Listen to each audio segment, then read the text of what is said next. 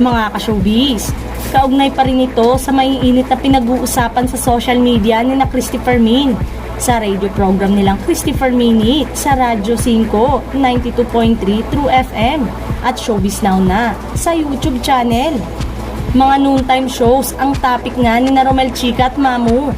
Ang tanong ni Romel Chica ay tungkol sa It's Showtime na umeere sa Kapamilya Network. Mas lalong mag-uumigting, meaning mas lalo silang aangat o mas lalong magiging malakas. Though may mga taong aalis, may mga taong madadagdag, sabi ni Mamu. May aalis sa Showtime?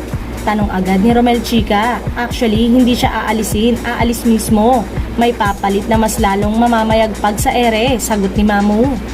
Mababasa ba ni Mamu na lilipat ang aalis sa Showtime sa GMA7 dahil napapanood na rin sila sa GTV? Sino nga kaya sa mga host ng Showtime ang kusang aalis sa programa? At sino naman ang pwedeng pumalit na bagong host? Hindi na rin naman bago ito sa programa dahil dumaan na nga ito sa ganitong pangyayari ang noontime show.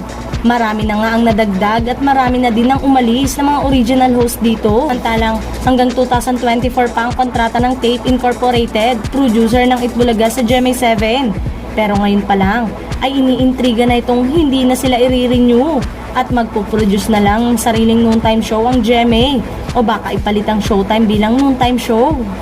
Nakapagtala ang programa ng Madlang People ng 7.0% na TV ratings na pinagsamang tala mula sa GTV, A to Z, Kapamilya Channel at Jeepney TV. Sinasabi rin na ang survey at ratings ang nagiging basihan ng advertisers at nagiging sukatan kung patok ang isang programa sa telebisyon.